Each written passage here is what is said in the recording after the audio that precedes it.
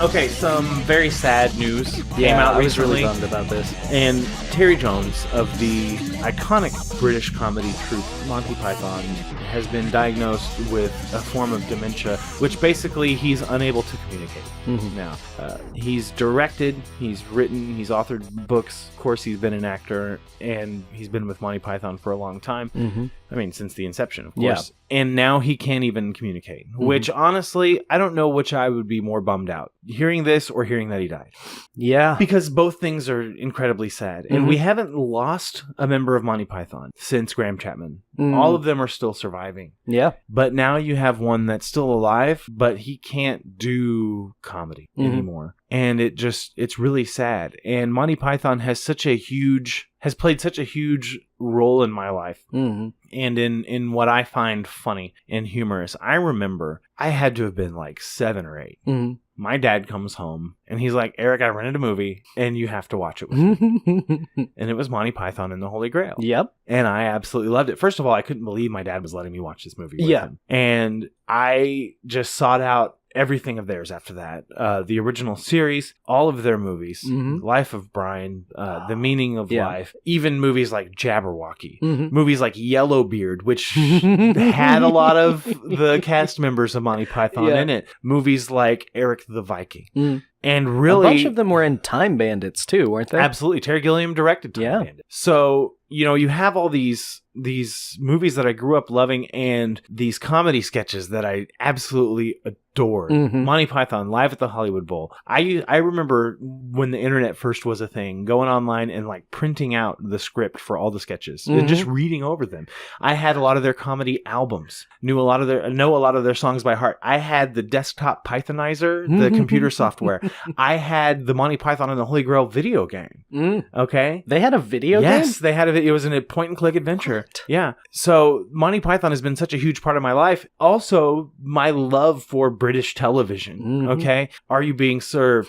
Faulty Towers. Mr. Bean. Doctor Who, of course. So all those things started with Monty Python. Even movies like A Fish Called Wanda and Strange Creatures? That basically was like the spiritual successor. I thought it was Beautiful Creatures. It was something like that, yeah. It was a forgettable movie. Yeah, but it was not as good as... It had Michael Palin in it. It was not as good as A Fish Called Wanda, that's for sure. And I went and saw the Monty Python or Spamalot. I saw Spamalot live. I still have not seen Spamalot. When the touring group came through Springfield when I lived there at Juanita K. Loved it.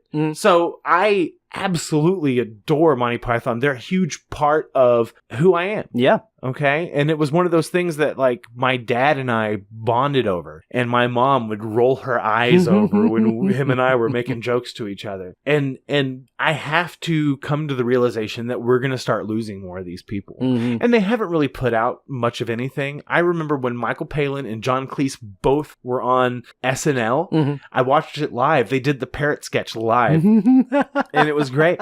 But we're not going to get... I was in high school. It was whenever Fierce Creatures or whatever came out. It was when that came out. They were promoting that movie. I remember Terry Jones put out the Madam Whatever Book of Pressed Fairies. Did you ever see that? Oh, ask your girlfriend. She's probably heard of it. You open it up and it's basically like a little girl took fairies and like smashed them in a book. That's great. Hilarious. And he's put out a bunch of books like that. And it's just sad knowing that era is going to come to an end. And of course, we're still going to have those movies, and we're still going to have all those sketches and all those people that have been influenced by them are going to continue creating work. But you hate to see those people be taken away, especially in a situation like this where it's like watching an uncle get diagnosed with Alzheimer's or something, where he's just like losing his faculties. And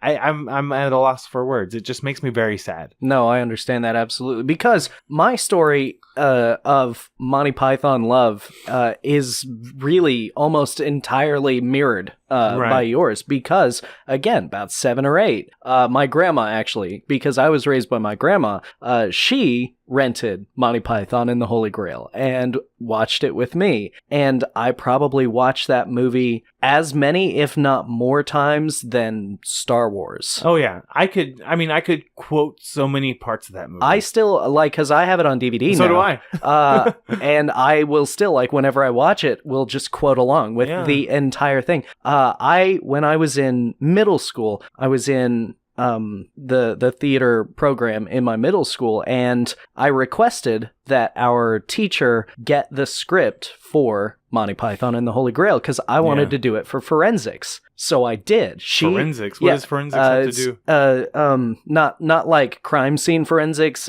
Forensics in theater is... I was never a theater kid. Yeah. So. Forensics in theater is competitive acting, basically. Okay. Yeah. Okay. I don't know why they call it forensics, but they did. All right. So she did. Our teacher got us the script for Monty Python and the Holy Grail, and we, a friend of mine and I, did scenes from Monty Python and the Holy Grail for our humorous duet competitive thing. Which we did. Did you do? Let's see. We did the Bring Out Your Dead. Oh, great. We did the Black Knight. I'm not dead. Yeah.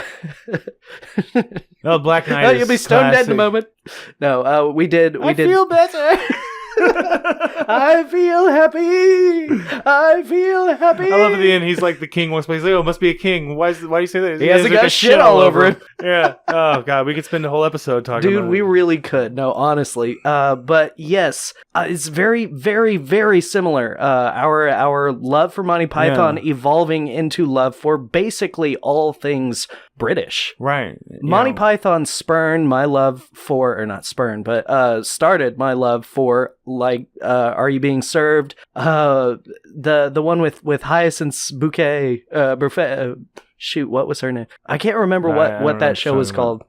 But all the PBS stuff. all the PBS British comedies, and Fawlty Towers is so good. Mr. Bean, and that has translated, but like that has translated into a love for like new British comedy series, The Mighty Boosh and Garth Marenghi's Dark Place, and Catherine Tate even has or had a sketch comedy show, did, and I watched a lot of it too. Mm-hmm. In-Betweeners.